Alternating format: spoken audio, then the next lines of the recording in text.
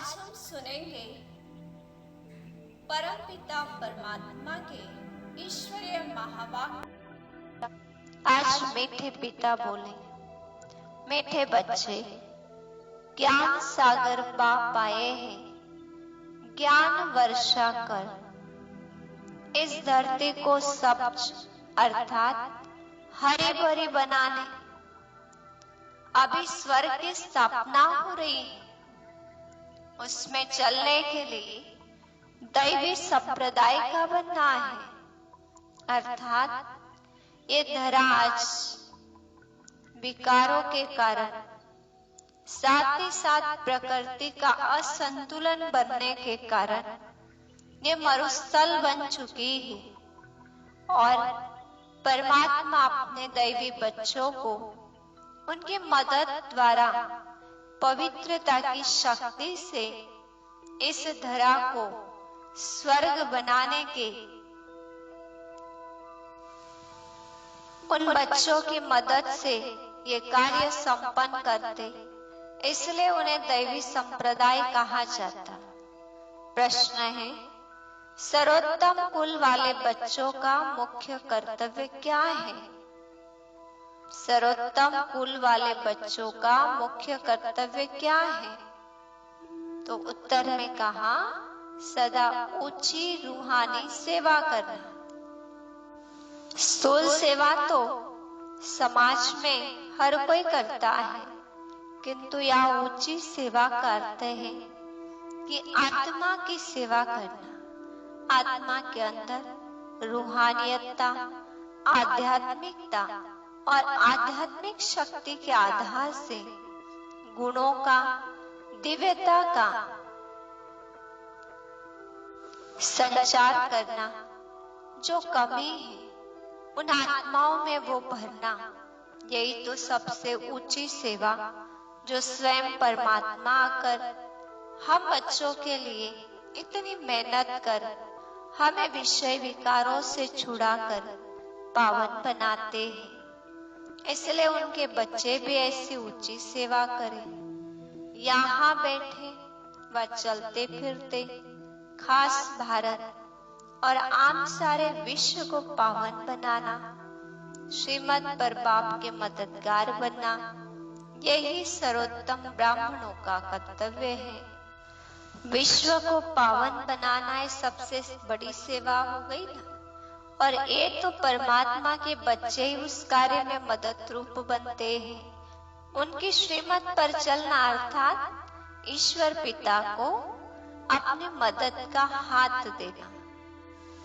परम धाम निवासी परम पिता परमात्मा कहते, बच्चों, मैं हेवनली गॉड फादर हेवन का उद्घाटन करने आया हूँ। बच्चों की मदद से स्वर्गवासी बनाने तुम बच्चों को मैं आया हूँ। ईश्वर को कहा जाता गॉड इज ट्रूथ, तो सचखंड की ही स्थापना करने वाला सच्चा बाबा है। वो कहते हैं, मुझे याद करो जब साहेब को। साहेब तो एक ही है ना, सतगुरु। वास्तव में वे तो कहते हैं, जपना माना कोई हाथ में मन का नहीं घुमाना माला का। उन्हें अजपा जाप अर्थात निरंतर उनकी याद में रहना। याद दिलाते परमात्मा हमें बच्चों। आधा कल्प तो तुमने गोते खाए, ढूंढा कितना भगवान को, पर मिल नहीं पाए। इसीलिए परमात्मा पिता कहते, मैं ज्ञान सागर तुमको क्षीर सागर अर्थात सुखों के संसार में ले जाने के लिए आता हूँ। कहते, मीठे मीठे बच्चों, मेरा बनकर तुम मेरी मत पर चलो। मैं आया हूँ ना तुमको स्वर्ग की दुनिया में ले जाने के लिए, वहां का मालिक बनाने के लिए। तो पहले स्वर्ग का उद्घाटन करते हैं, विनाश के बाद स्वर्ग के द्वार खुलने हैं। ये चित्र में ऐसा लिखो कि परमात्मा परम पिता परमात्मा त्रिमूर्ति शिव भगवान वाच।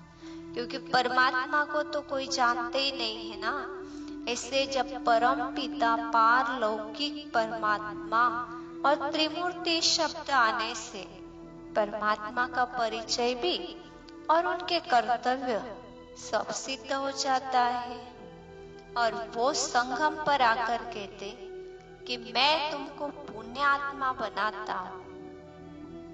पुण्यात्मा का अर्थ ये नहीं है कि अनाज दान कर दिया या वस्त्र दान कर दिया।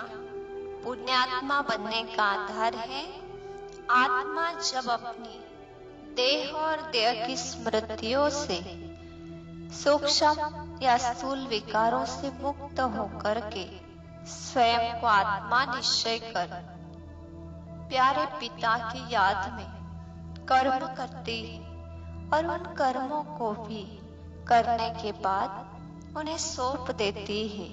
ये सच्चा समर्पण ही आत्मा को पुण्य या श्रेष्ठ कर्म की ओर ले जाते।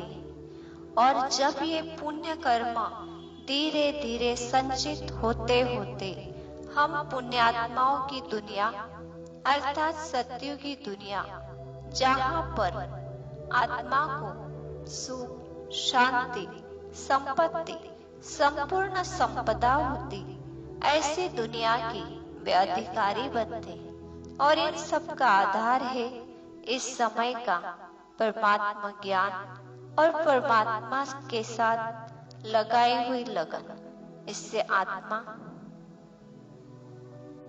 गुणवान भी बनती है और उस आत्मा में सत्यता भी आती है।